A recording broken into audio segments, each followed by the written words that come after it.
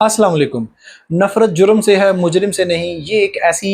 खूबसूरत स्टेटमेंट है जो आप अमूमन पुलिस की गाड़ियों पर या पुलिस स्टेशंस के अंदर आपको लिखी नज़र आती है, लेकिन हकीकत इसके बिल्कुल बरअक्स है। हकीकत ये है कि अगर पाकिस्तान में आपके साथ ज़्यादती हो गई है, किसी ने आपका कोई चाहने वाला को कत्ल कर दिया है, डकैती हो गई है, लड़ाई झगड़ा हो गया है और अब बात एफआईआर दर्ज कराने तक आ गई है और आप विक्टिम हैं। आप जाएँगे पुलिस स्टेशन में और पुलिस वाले पूरा कोशिश करेंगे किसी तरीके से ये यहाँ से चले जाएँ और एफआईआर रजिस्टर करनी ना पड़े।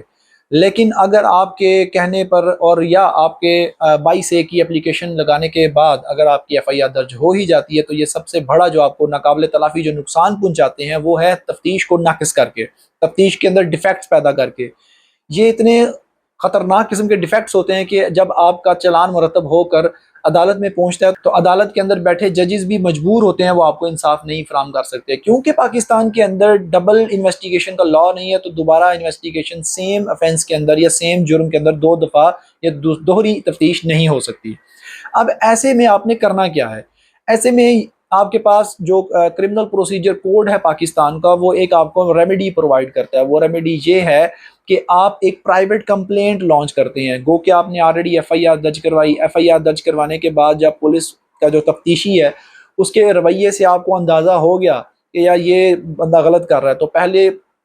एक एक सॉल्यूशन तो ये है कि आप 22B की एप्लीकेशन लगा के तफ्तीश को चेंज करवा सकते हैं। लेकिन लेट्स से आप समझते हैं कि नहीं यार, इसके बाद भी बंदा ख़राब ही आएगा, तो आपके लिए एक ऑप्शन बच जाता है, वो है private complaint. Private complaint under section 203 CrPC file की जाती है और इसके तहत आप एक खाली कागज़ के अंदर वो सारी रुदात लिखते हैं कि किस तरीके से कौन-कौन आया, किसके साथ, किसके हाथ में क्या था और किस तरीके से उन्होंने वार किया, लड़ाई किया, झगड़ा किया, जो भी आपकी रुदात है वो सुनाते हैं, उसको लिखते हैं और वो लिखने के बाद अपने जो इलाका मजिस्ट्रेट है उसकी अदालत के अंदर जाके आप इसको पेश करते हैं। अब इलाका मजिस्ट्रेट आपको कैसे मिलेगा? अगर आप लेट्स से रावलपिंडी में रह रहे हैं, तो हर रावलपिंडी के मुख्तलिफ एरियाज़ के अंदर जितने जो थाने हैं, जो उतने पुलिस स्टेशन हैं, उनको एक-एक मजिस्ट्रेट की जुरिस्डिक्शन दी जाती है। आपने कंफर्म करना है कि आपकी क्या जो इलाका मजिस्ट्रेट है वो कौन है, उसकी अदालत में आपने जाके ये दरख्वास्त दायर करनी है। आपने इस दरख्वास्त के साथ वो तमाम अपनी विटनेसेस की स्टेटमेंट भी अटैच करनी है कि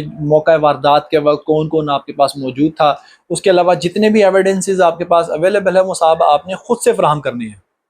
याद रखिए कि ये पुलिस केस की तरह नहीं चलेगा और ना ही पुलिस की इसके अंदर किसी किस्म की इन्वॉल्वमेंट होगी। तो शुरू में सारी तगो-दो, सारी मेहनत आपको खुद ही करनी पड़ेगी अपने इस मसले को या अपने इंसाफ के निज़ाम में से अपना हक लेने के लिए। अब होगा यूँ कि जब आपने प्राइवेट कंप्लेंट लॉन्च कर दी है, तो जो मजिस्ट्रेट है वो आपको बुलाएगा और बुलाने के बाद आपकी रुदात को दोबारा आपके मुँह से सुनेगा और कुछ अंदाज़ा लगाने की कोशिश करेगा कि वाक़ई ये एक जेन्युइन केस है, कहीं ये जानबूझकर कि तंग करने के लिए केस तो नहीं बनाया गया।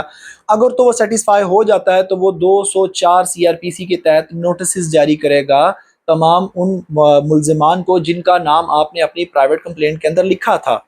अब याद रखिए कि जब 204 के तहत नोटिसेस जारी होते हैं, वो बेलेबल नोटिसेस होते हैं और उसमें कभी किसी किस्म की ज़मानत करवाने की ज़रूरत नहीं होती। आप सिंपली जाएँगे, आप जाके अदालत के अंदर पेश होंगे, अदालत के अंदर कोर्ट आपसे भी पूछेगी और उसको पूछने के बाद अगर उन्होंने क्या कॉग्निजेंस ले ली, कॉग्निजेंस का मतलब यूँ ले लें कि अगर ये केस वाक़ई सुनने के काबिल है, तो अगर वो केस मजिस्ट्रेट की दार अख्तियार में है, तो मजिस्ट्रेट इसको आगे लेके चलेगा और अगर ये केस एडिशनल सेशन जजेस या सेशन जज के दायरे इख्तियार में जाता है, तो वो उसको ट्रांसफ़र कर देगा और केस इस तरीके से चलने लग पड़ेगा।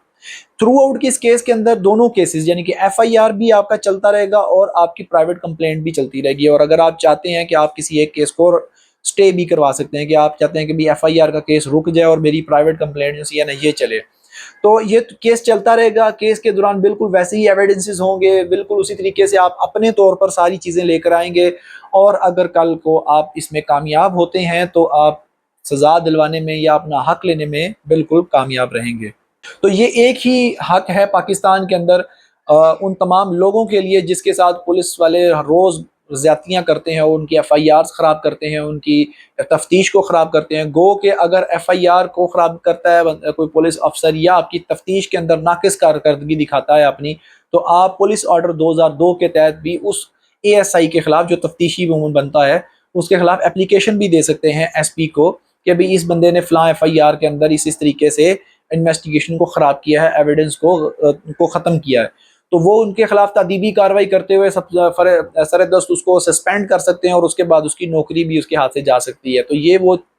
حق ہیں یا وہ رائٹس ہیں جو آپ کو جاننا بہت ضروری ہے، کیونکہ ہم جس سوسائٹی میں رہتے ہیں یہاں پر سوائے زیادتیوں کے اور کچھ ہے نہیں، تو ایسی سوسائٹی میں آپ کے لیے بہت ضروری ہے کہ آپ کو پتا ہو کہ قانون کیا ہے اور میں نے اس قانون میں اپنا حق کیسے لینا ہے۔ اگر آپ کو یہ ویڈیو اچھی لگی ہے تو یار اپنے جاننے والوں کے ساتھ ضرور شیئر کریں۔